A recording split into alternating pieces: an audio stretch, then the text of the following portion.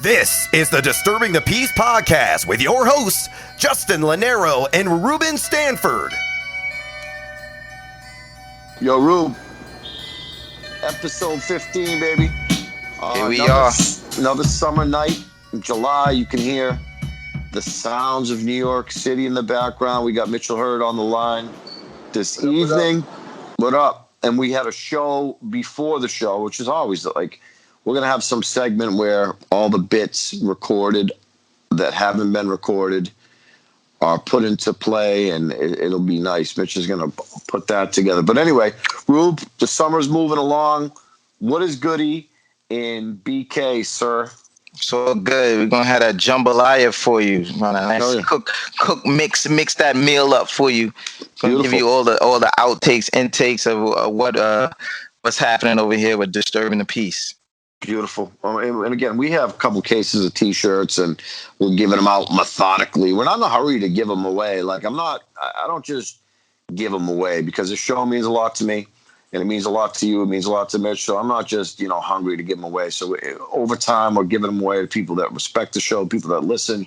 We're working on Instagram. That's going to come along in due time. Of course, we're on Twitter, and Mr. Stanford, myself, and Mr. Hurd, we're trying to come at you consistently. We all have 3 different lives, but we're trying to touch hearts from Maine to Hawaii, and then someday we'll go international. We're on every platform: Spotify, iTunes, Stitcher, yada yada yada. Reach out on Twitter to Ruben or myself. Ruben's at Real Sports Porn.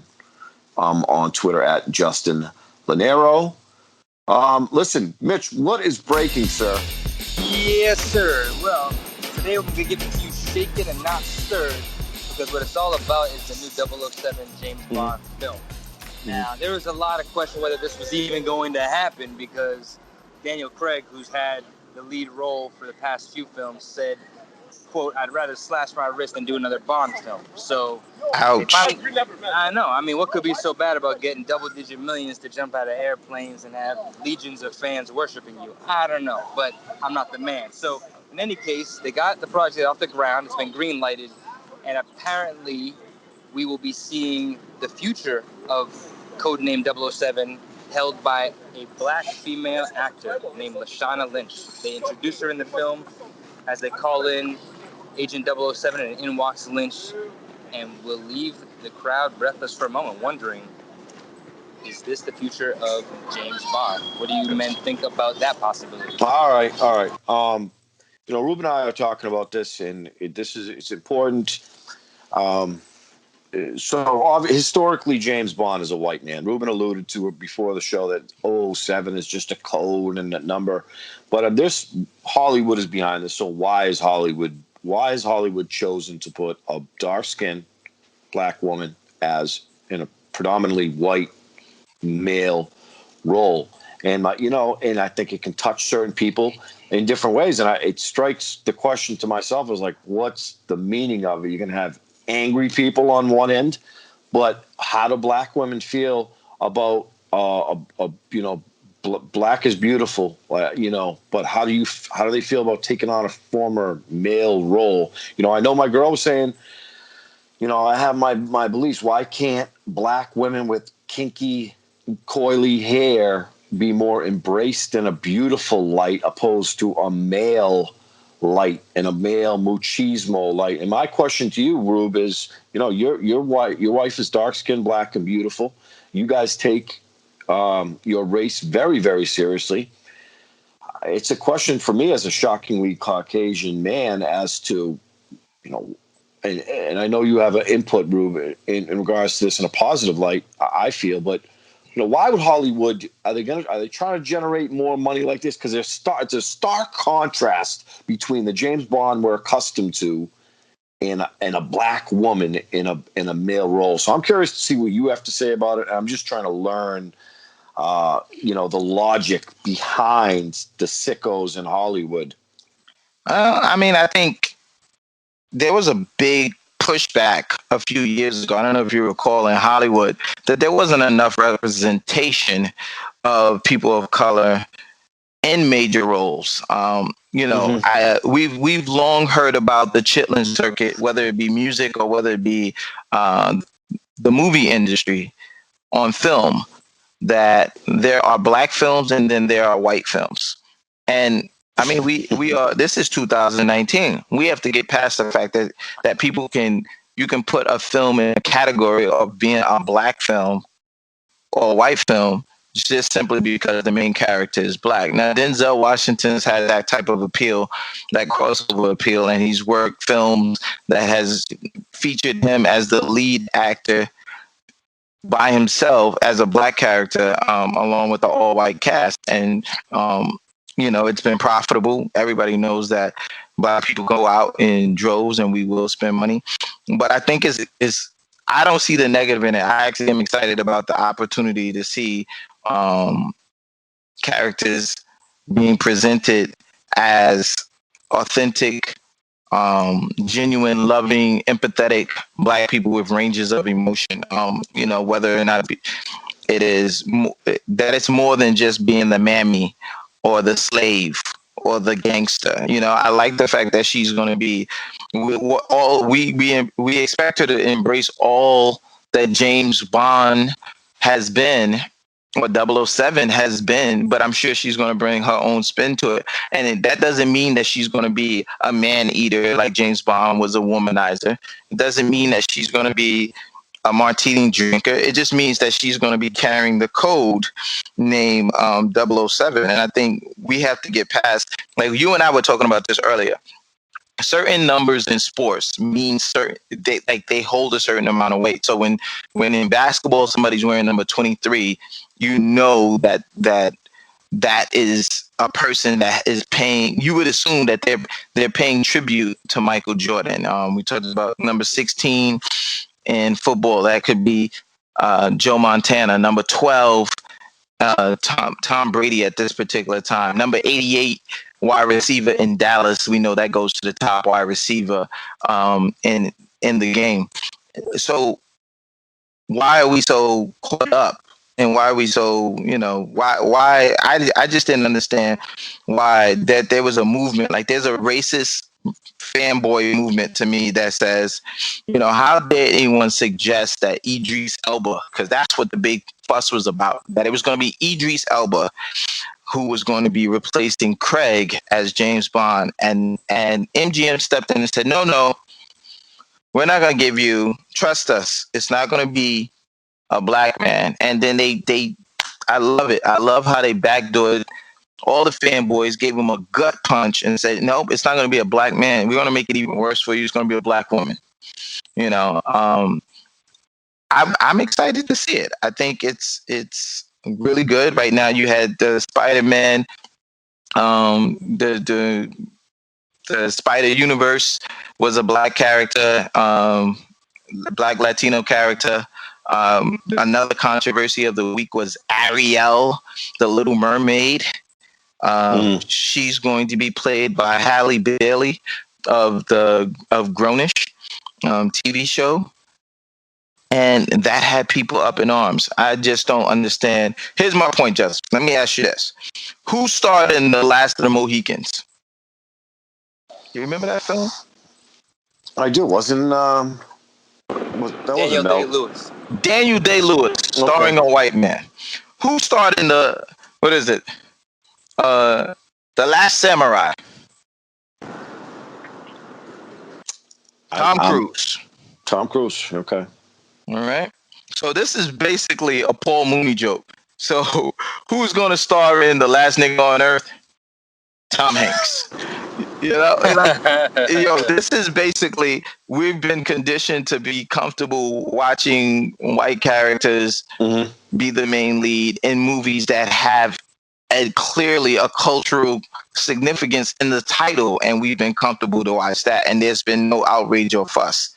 We grew up watching on television that the characters that were supposed to be played by Native Americans were played by white men, or characters that were supposed to be black men were played by white people in blackface. So to finally have Black people being able to play in roles. I mean, when I is like asking a person, when you dream or when you think about God, I always ask people that and say, hey, you're a staunch believer in Jesus Christ. What color is he when you think about him, when you see him in your vision? And that's, that's personal for some, and they feel like I'm judging them. But I can understand why a white person would take that picture that I grew up with and seeing in the homes and the bathrooms and in the living rooms around Bed-Stuy when I was growing up, with Jesus being a white man with a heart, with the cross, with the thorns around the heart, thorns around his head, and it being a white guy. But I never understood why that was the face in a black home when you could dream when you're dreaming. None of us have seen them. Why couldn't you just make them look like you?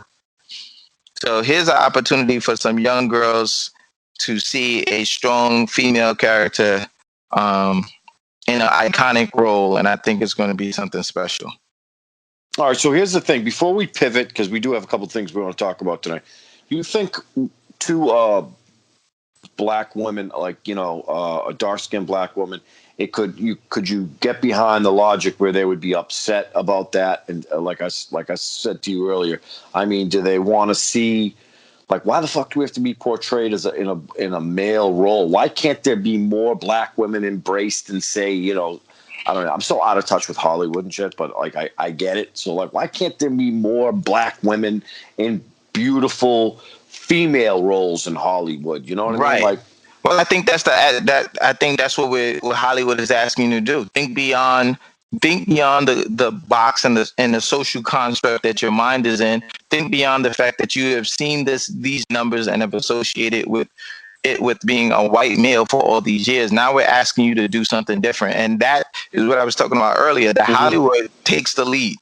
Yeah. They are message senders. Sometimes communities and sometimes industries, big business, corporations, they kind of fall behind. They are a couple of steps behind in making these social adjustments.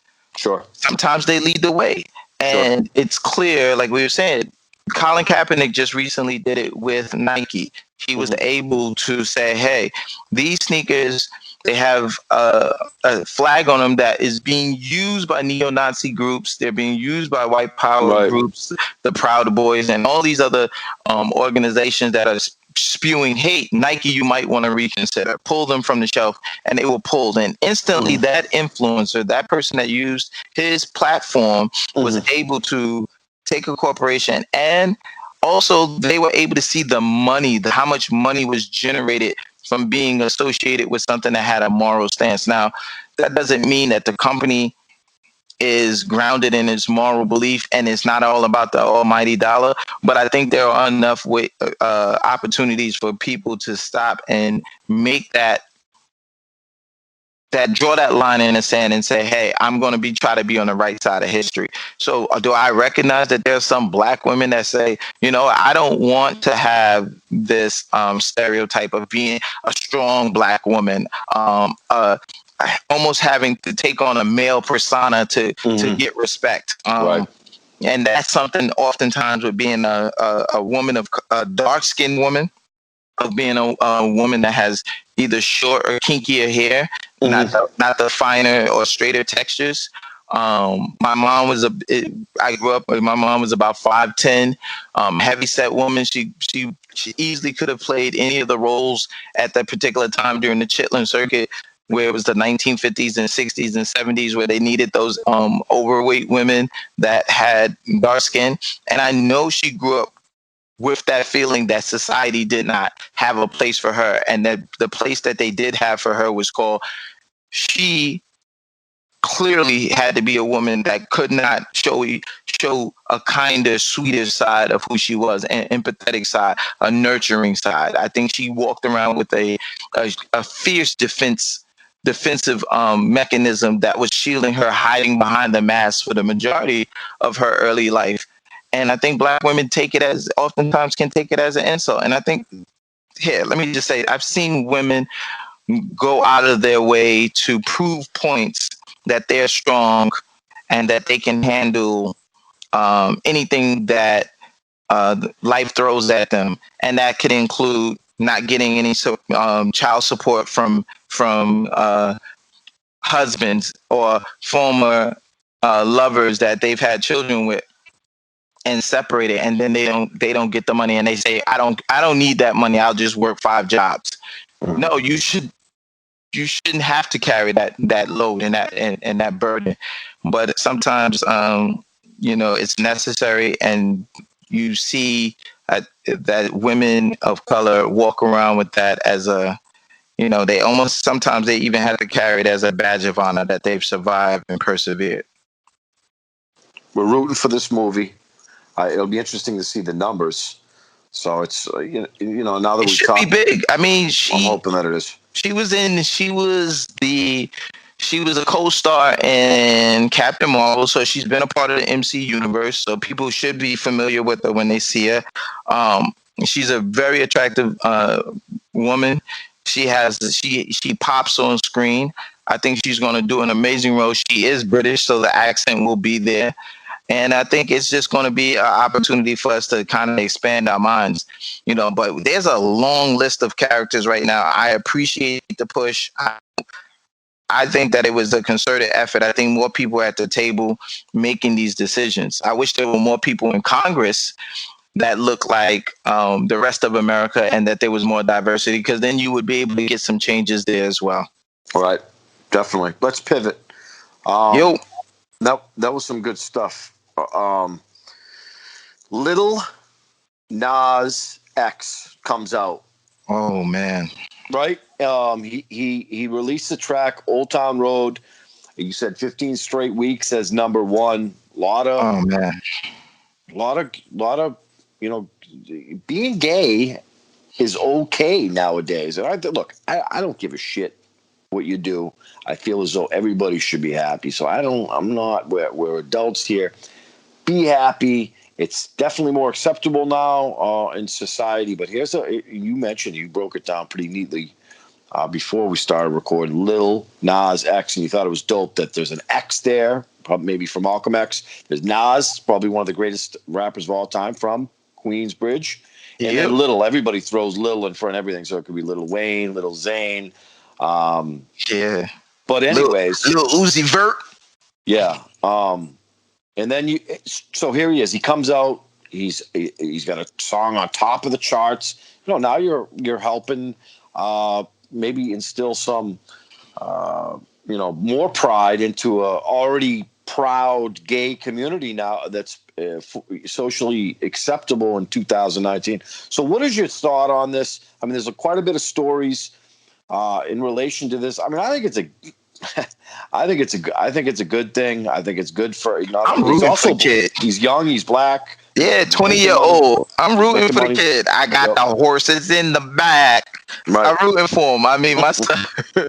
I saw this kid. Let me first say, I saw this adorable video where he performed at an elementary school, and man, these kids, you would have swore they were at the garden. I mean, they could have been 20,000 deep in there.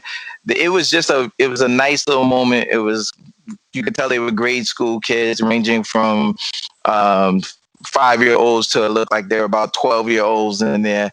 And I mean, and when this guy started humming, he started walking the stage, and when that beat dropped, man, those kids were living their best life. So that made me really. I heard his song. I love the fact that Billy Ray Cyrus had got on and kind of gave a little push to it.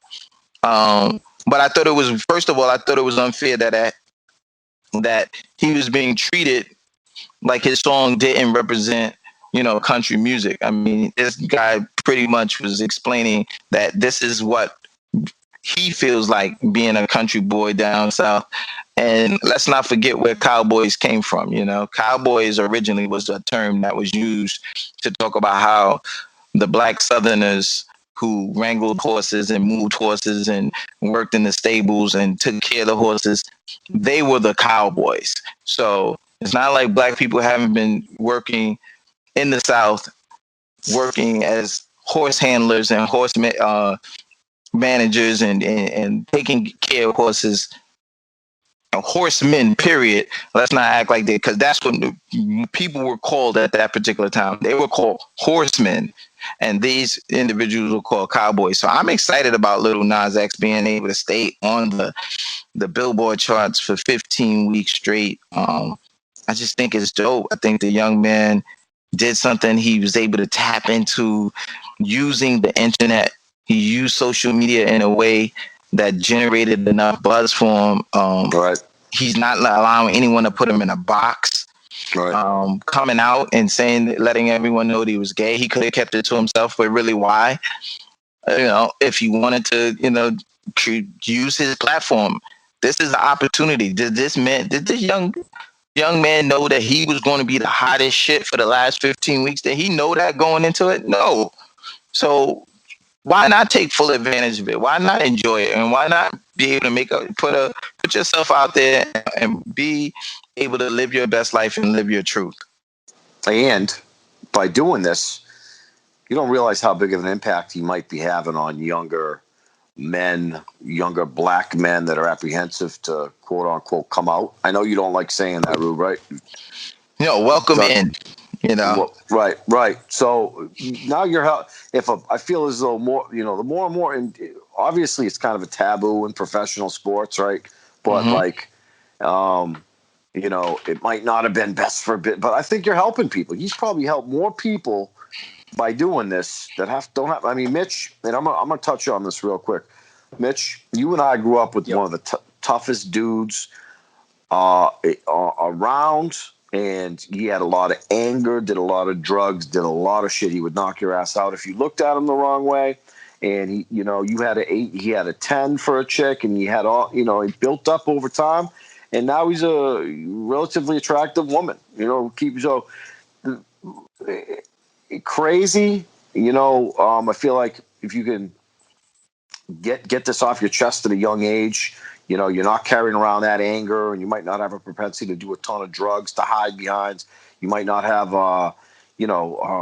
hate built up in you, and you're also, by coming out, especially as a young black man, where it's probably not encouraged for him to come out, help people. And that's the name of the game. At this point, we still live in a society. A lot of people are not encouraged to come out. I mean, it's a lot of fear, a lot of, the way I've always looked at it is like this, with my boys, I said, and I talked to some of my guys, because I think it's important that you share. It takes a village, and I think you need support around you when you are trying to break, when you're trying to break like generational belief systems, like certain things, this just wasn't culturally accepted in my community, and it wasn't accepted in my house. But one of the things that I remember saying to myself, and Mika and I talked about it, was, how would you feel if one of the boys felt so ashamed or were so hurt by the idea of telling us, or telling me in particular, that they were gay, that they were tormented and he committed suicide? Would it have been worth it to preserve my feelings? Because at that point is preserving my feelings. And I was like, I could never live with that. I could never live with. I would rather that my son be able to express himself and be who he is, than me not be able to see him anymore because he felt so ashamed that he killed himself. So when I was able to grab hold of that truth, that simple truth, all the years and all the layers of whatever xenophobia, homophobia that I had growing up, that had been placed on my shoulders, the robes of homophobia had been placed on my shoulders, and I wore those clothes, those robes proudly.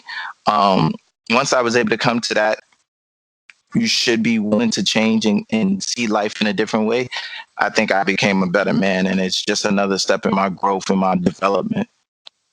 God damn, Rube. That is wisdom, and that is perspective. I mean, sure is.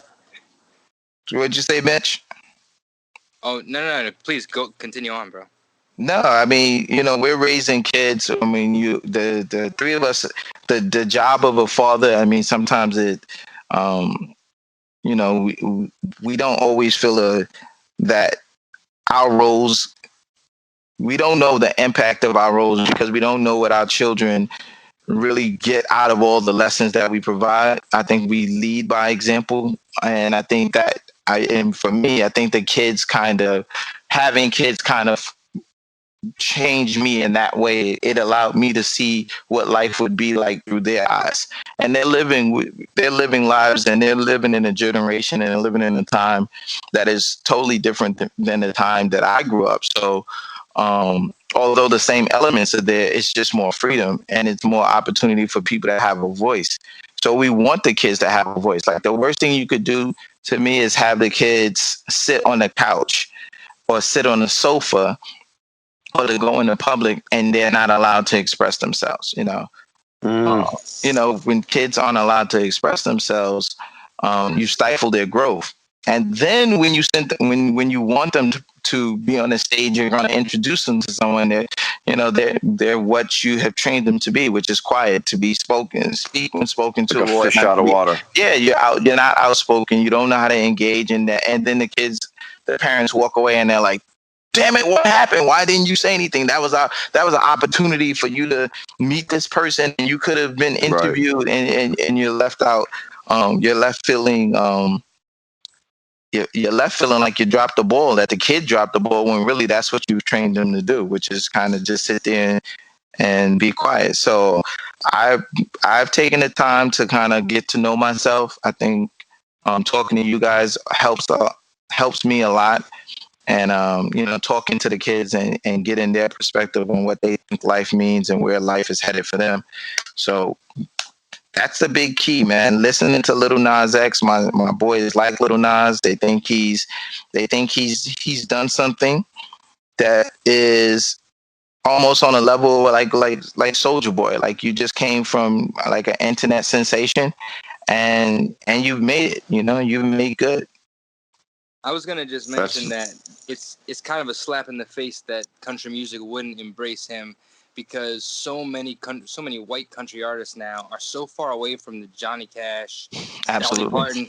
They're just ripping trap beats anyway and doing sing-songy shit over the trap beats. So the fact is that they are allowed to put their skin and their mask on the black backdrop, but once you get a black front man in their arena, in their space, with the authentic backdrop that he came with, it was disallowed and unacknowledged. And I just think that, and then actually one of the things that stuck out in my mind is that like you mentioned, country music, like he was shooting up the country music charts and he was on the verge of being number one, and they were like, nope, we're no longer considering this a country song, so that's over. But then lo and behold, when Billy Ray Cyrus jumps on the remix, the CMAs are like hailing like all hail King Cyrus. That's right. Congrats for having a number one song. It was just some appropriation as usual. So, and then as far as like the sexuality thing, I was just gonna say like a lot of these artists are coming out as sort of like pansexual. Like Frank Ocean, he kind of came out saying like he doesn't have a preference. Janelle Monáe. Yeah, exactly. Brandon Urie from Panic at the Disco, like all these guys. Harry Styles, who was dating like Taylor Swift and Kendall Jenner, whoever else. I mean, like you go from that to preferring the same sex. I mean, that just goes to show you, if people's minds aren't open now, they'll just never be open. Right. And but what's great is that these individuals were influenced, and their idols are guys like Bowie, and they were the fluidity to be able to move. We should be able to understand that everything is on a scale, and that you're not just born into this particular spot that is a designation that you're going to say automatically this is what you prefer. Like we should be beyond that by now. So to see the fluidity where these artists are talking about it and coming out and saying I have many different forms of myself, different ways that I look at life. You got Jalen Smith, you got Tyler the Creator. You have a lot of artists, as Mitch just said, just being able to talk about this in a way. Let's pivot. Talk about one more topic this evening, and then we'll break into the health beat. Mr. Stanford, ASAP Rocky, another rapper in the newsways recently, was arrested in Sweden. Okay, you mentioned this to me today, and I'm not up to snuff with the new rap and stuff, but you've kind of taught me to be a little more open minded. So I'm trying, even though I really want to listen to like Reasonable Doubt and Wu-Tang Forever, always. But I'm trying to come around to the new shit. Anyways, this gentleman was arrested in Sweden recently, and Sweden's got some fucked up laws. The more and more I dig into it, and so he's with his entourage, Rube, and you can see there was a couple gentlemen, Afghans, men from Afghanistan that were just tantalizing and antagonizing this entourage, and they must have said 50 times, please, we don't want to fight with you. We don't want to, please just go the other way. The bouncers involved, the bodyguards involved. And then one of the guys proceeds to hit the bodyguard with his headphones, and he complains that his headphones are broken. So just completely antagonized. And then all of a sudden, after what seemed like an hour, no police presence, they did what the three of us would have done and probably have done before, after being pushed and pushed. Now, look, you can only be pushed so long. So in one sense, they were being stalked in some forms, followed around this block, that block, like, I don't know. And all of a sudden, boom, it goes off. So then this rapper ends up in handcuffs. Then he ends up in jail. The U.S. Embassy doesn't get involved, and he's locked up for 2 weeks with no phone calls in a foreign country. He's on tour, so all of his shows are canceled, which is money. The fans are getting screwed because they probably allocated some money to watch this gentleman. It wasn't in Sweden; it was in probably another country.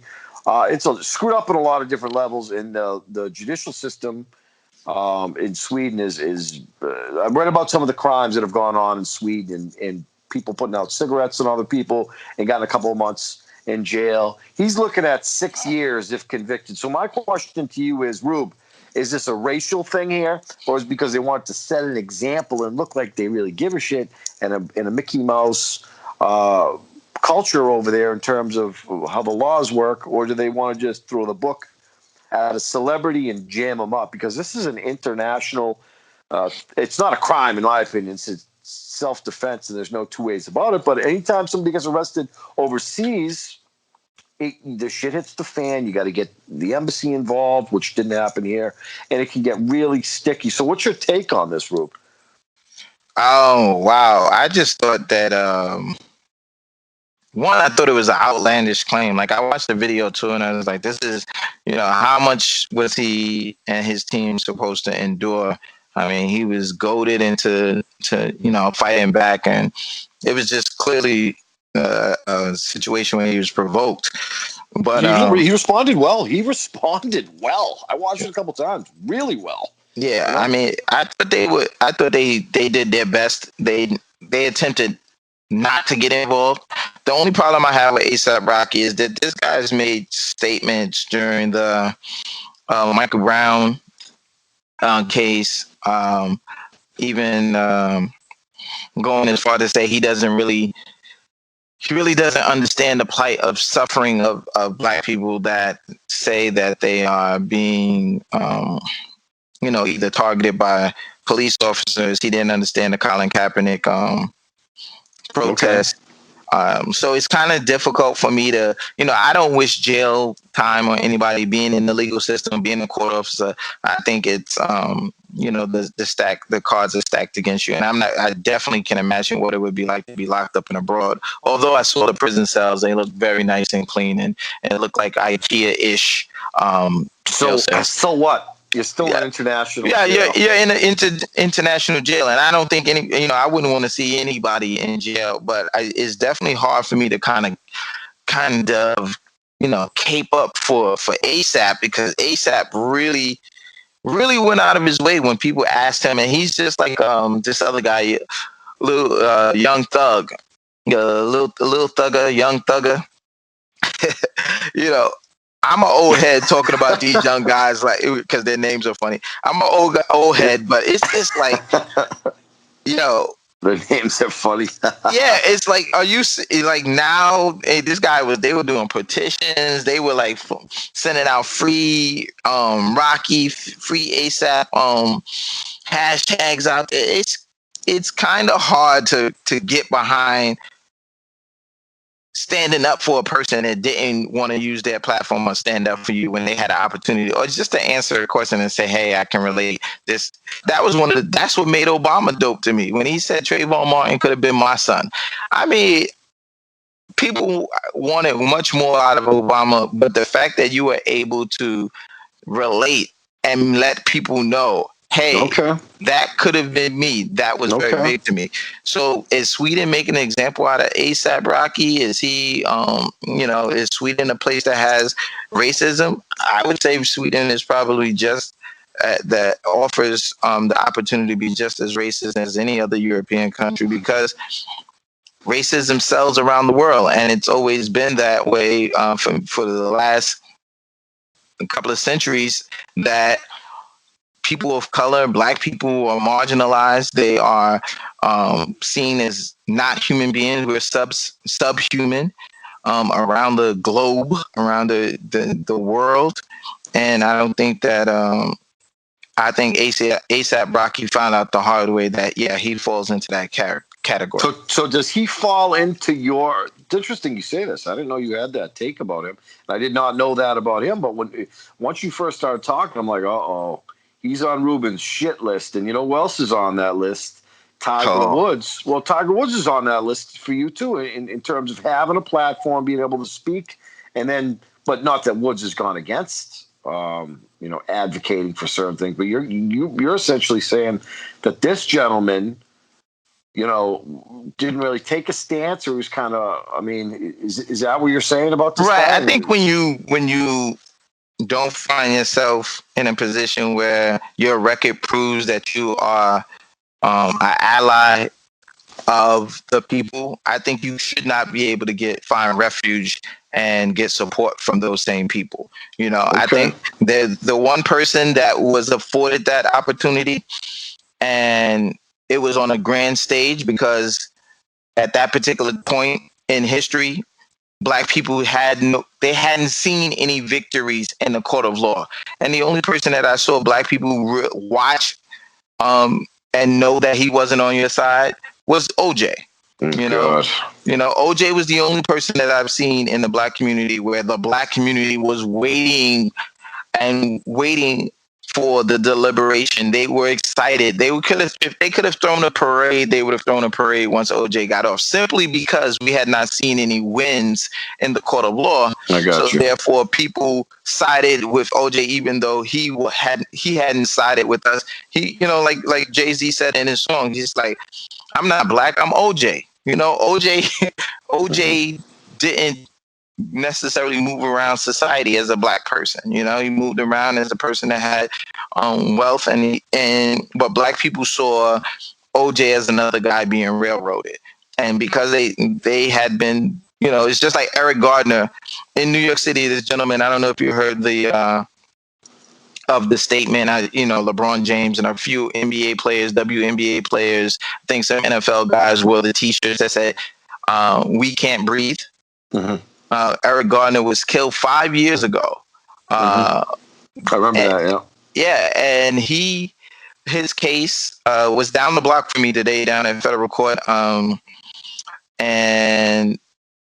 I gotta tell you, for a case that was on national news, made national news, the DOJ decided not to press any charges. They decided not to charge the police officers in the chokehold death of Eric Gardner.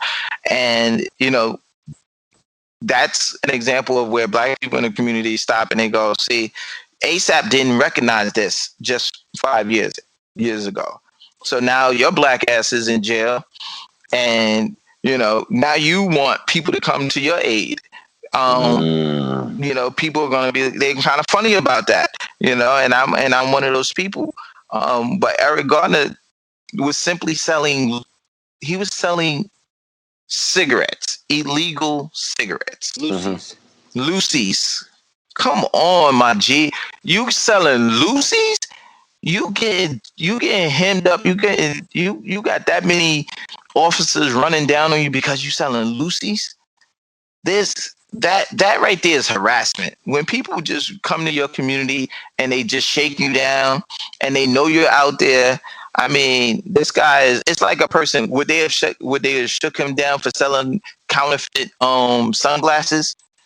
Do they? 11 times he said he couldn't breathe. Come on, man. Listen, that legacy of that man is that he lost his life. He's in a part of an esteemed group of individuals that have been taken away from us by police brutality and excessive force. And it is time for people that have the voice and have power to be able to speak to that power and say, listen, that's not cool. We're not here to be your play toy. We're not here to be destroyed. We're more than just your footstool to step on. Get off the people's neck and stop treating people like animals out here. So how do you get everybody on the same wavelength through? You know what I mean? This is a whole race we're talking about here. I mean, we see, it's in a union setting. You got people here, you got different sectors, you got different, so-and-so sides with management, so-and-so can't comprehend a collective bargain agreement.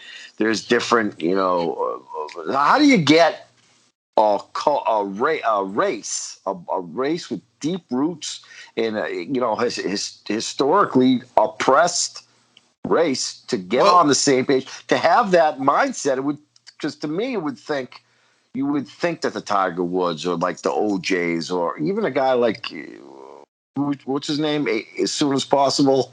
ASAP. ASAP. As soon as It's the possible. ASAP clan. They got a crew. I mean, their crew is deep. He's a New York guy. You recognize that. Look, the music is good and everything, but how do you get people to be on the same page? You can't. It's difficult because of core values. People don't have the same core values. People don't believe the same thing. We've all been given. That is the truest evidence of racism. That when a black person hates themselves. When black people talk about ghetto, we use code words. When people talk about the word ghetto, be like, oh my God, she's so ghetto. I don't want that bitch around. She's so ghetto. I don't want that dude around. I don't want that motherfucker around. He's ghetto. These people come to my spot. These ghetto ass motherfuckers. Ghetto. What does ghetto mean? That is just code word for he is poor. He's an undesirable, and I'm trying to move away from undesirables. That's what we can find ourselves being victim to that. That's why some people say, damn, black police officers are harder on me than white police officers are. Because some black police officers could be looking at themselves in the mirror and hating themselves. And when they see the person move through their community, or move through a community that they're policing, they don't see the value in them. What they see is a waste. Or they say, oh, you've been afforded so many opportunities. They don't know that individual story. Or they compare their story. They may have gone through the system. They may have been orphans, and they say, shit, if I survived what I survived and I made it and I'm a law-abiding citizen and I'm a professional now, then you have no excuse, and I'm going to prove to you that you're a worthless piece of shit by treating you like shit, and we just have to get past that. And how do you do it? I mean, we got to stop. First of all, I think you just got to stop lying to the public. And who's gonna change who's gonna change all the books around? Who's gonna change this idea that black people are, that when we first identify black people in America, we identify everybody as an oppressed person. This group of people we were oppressed. I mean, you can't build a group of people up by teaching them that they've always been property, that their existence starts at property. You can't start with a person being property, because people should never have been property. So why aren't you talking about the richness and the fullness of the history and everybody having that information? Well, why do we even have a list of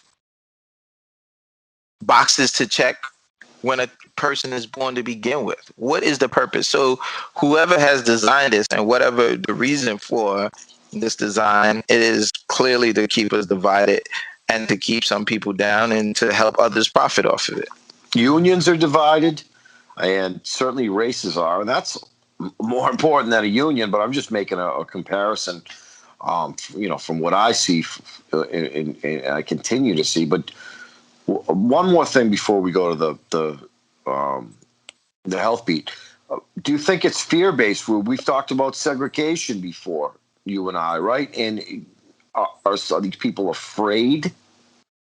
And hey, if I speak up, I could get whacked. If I could, shit. We've seen what happened with Martin Luther King. We've seen what happened with Malcolm X. Or is it selfishness? I got a stage. Before I think black people should speak up, I think white people should speak up. I mean, I can't imagine that all white people truly believe in racist ideology. I just don't. It's hard for me to believe that white people do not understand unequivocally that racism is just a stupid practice. That it's like you have to be a fucking idiot to believe it. That skin color, skin tone makes that big of a difference. Like you have to you just don't you have friends and people that you meet and you go, shit, I walked into a room, people assumed that me and this other black person was supposed to be hit it off because we were the two black people in the room. We acknowledge each other, but we come from different parts of life. We have nothing in common. Now I meet another Asian guy in the room. He loves football. I'm going to talk to him about football. I'll spend most of my time with that person in the room, and we could probably be best of friends because I want to talk stats and he want to talk stats. Like, haven't we been able? Like, it's gotta start to me with white people. Like, white people gotta get in there and tear the shit down. I think if you want to end gender gaps, wage inequality, and you want there to be the end of racism, if you want there to be a push to end homophobia, xenophobia, I think white women have to get with they have to raise better men. If they have white sons, they have to raise good men, and they have to be able to tell them, even if they want to copy off of their father, who happens to be a racist dick, you have to be able to convince that young man that you're raising, you have to convince them that that's not the way, and put in him a certain moral, a certain baseline value system that will even rebuke his own father to know that's not the way life is. Because the women are should be raising these men, and you're sleeping with men, you're living with them, these are your husbands, you're making love to them, you're nurturing these men, you're propping them up, you're helping them get these promotions. You see when but they're also benefiting from the disparity.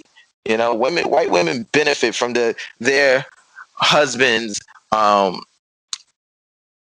wage increase and bonuses. And now, I mean, I'm sure somebody's listening that's white that says, man, shut the fuck up. I don't make any money. What are you talking about? You must be talking at that New York City, Upper West Side, Lower East Side money, because I'm over here at Waffle House and I got 3 teeth in my mouth. Yes, poverty can be scary. It looks scary whether it's on a black person, it looks scary if it's on a Latino, and it looks scary on white people as well, and any other race. If you go anywhere and if you want to see a person that scares you, check his mouth, check her mouth, and if they got poor dental plan, they will probably make you a little uncomfortable and nervous, because that's how we judge people, based on looks in this society and what a person has. If someone asks you, just, hey, Just, what is it you do for a living? Like, they've already hit it off with you. When a person says to you, hey, Just, so damn, wow, just met you. Right. What is it that you do for a living? What do you think they're actually saying? Yeah, what's your status? Exactly. In the court of public opinion matters. Right. I like you a lot, but now there's one part that I need to know is, can you do something for me? Yeah, can you do something for me? How much respect should I actually give you? Because I've hit it off with you. I've been drinking. We're drinking a beer. We sat down. Oh my God, we sat next to each other at the fucking Knick game. We're at the Garden. We're having a blast. And then you say to me, "Yo, yeah, man, I clean toilets for a living." Hey, You got to do. Yeah, but you got to do what you got to do. I'm a union laborer. I do a little of this. I do a little of that. Yeah, but at a damn good wage, I'll change a light bulb. I'll sweep a floor. And you know something? And while we talk about this, that's what pays the bills. That's what gives me in a union, being a union laborer. Rube, you see me on Twitter talking football. You know I'm in magazines. You know I got a monetized podcast. You know you see me. You see the football side of things. What's cooler to talk in that field? It's cooler to talk about being a fantasy football guy when you're sitting around Thanksgiving dinner than saying, "Hey, I'm a union maintenance facilities maintenance." Well, that's boring. When in actuality, that pays the bills. Right. Being a fantasy football, but fantasy football sounds cooler. So the court of public opinion is going to go. So what would I rather say around Thanksgiving? Hey, Justin, how's it going in your union job? Or hey, wow, because I'll tell you right now, straight up, I got buddies at ESPN. I got buddies at CBS, all these billion-dollar conglomerates, and they don't make shit. Right. It sounds cool to talk about. We are a judgmental society for certain. Absolutely. So, when you're talking about people, how do they feel? Do they have the power to stand up in corporations? I mean, some people don't have the power they don't have the power or the confidence in themselves to be able to stand up and say what kind of job they actually have. They have makeup stuff. Or give it a nice spin on it to in my introduction, because that the other shoe is going to drop when you say, hey, I'm in a room full of really fancy people right now, well-schooled, educated. A lot of people in this room have a lot of money right now. And when I and I go to shake my hand, I say, well, I'm a court officer. Bop. You know what that means? You've capped how much money I make. You know how much money I make. I couldn't make much more than this. And that's where we have to get past. We look at people as numbers. That's why we got a social security number, Rube. We are numbers, baby. That's what we are. You're not Ruben Stanford. You're 018342898. I mean, that's not your social security, but that's when we come out to shoot. We got a number attached to us so they can track every fucking move we make. Rube, this was deep. This was a good show. This might be a week where we do a couple shows. Well, I mean, you got football coming up, just so it's going to be. It seems like I'm always saying like a special, heartfelt condolence to someone on the show. But I mean, I'm a big fight fan. I love Pernell Whitaker. Pernell Whitaker passed away this week. Love that guy. 1984 gold medalist. I love the class that he was a part of,